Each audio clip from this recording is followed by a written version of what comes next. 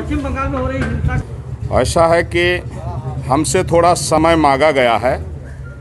तो वहाँ विधिक कार्रवाई जो है करने के लिए मुझे आश्वासन मिला है कि संविधान की रक्षा हर संभव में की जाएगी और वहाँ जांच की जा रही है। जो लोग जो है इस तरह से अनलीगल असंवैधानिक कदम उठाए हैं, तो हमने जो है तो 2 अक्टूबर 2021 तक के लिए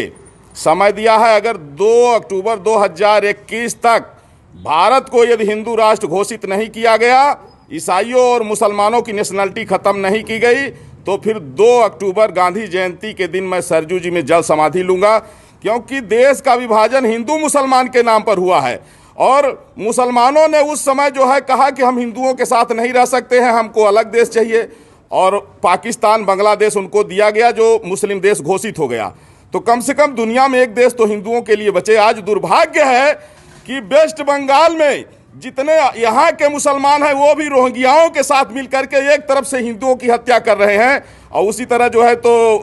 तमिलनाडु में हो रहा है, केरल में हो रहा है। जहाँ भी मुस्लिम आबादी ज़्यादा है उनको पाकिस्तान से प्रेम है, लेकिन हिंदू और हिंदुस्तान से नफरत है। ये हिंदू और हिंदुस्तान के वजूद को मिटाना चाहते हैं। इसलिए अब आवश्यक है कि भारत को हिंदू राष्ट्र घोषित किया जाए, और अगर ऐसा नहीं होगा तो मैं जगत गुरु परमहंस आचार्य पीठ श्री तपस्वी छावनी राम घाट अयोध्या से हमने इनको 4 महीने का समय दिया है, नहीं तो गांधी जयंती के दिन 2 अक्टूबर 2021 को सरजू जी में जल समाधि लूँगा। आशा करता हूं कि आदरणीय प्रधानमंत्री नरेंद्र मोदी जी के नेतृत्व में संविधान की रक्षा के लिए यह महत्वपूर्ण कदम जरूर उठाया जाएगा। कि जब वहाँ की स्थिति से पता लगा कि जब वहाँ राज्यपाल महोदय पीड़ितों से मिलने के लिए गए,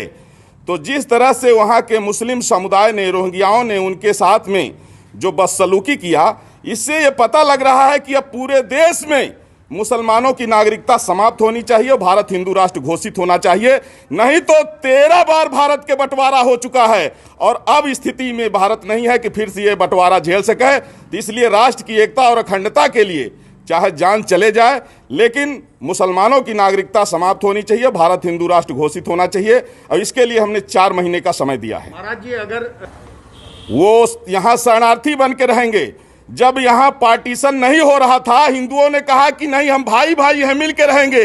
तो उस समय जो है 16 अगस्त 1946 को मुस्लिम लीग ने जिन्ना के कहने पर डायरेक्ट एक्शन डे का फरमान जारी किया, जिसमें कई लाख हिंदुओं, कई लाख सिखों की हत्या हुई थी, जिसको कलकत्ता किलिंग के नाम से जाना जाता है। तो जब वो देश बट गया, धर्म के नाम पर बटा, उनको अलग देश मिल गया, और पाकिस्तान बांग्लादेश में हिंदुओं की नेशनलिटी नहीं है, इसलिए हिंदुस्तान में इनकी नेशनलिटी खत्म होनी चाहिए। अगर इन्हें रहना है तो ये शरणार्थी बन के रहेंगे, लेकिन नागरिक बन के नहीं रहेंगे।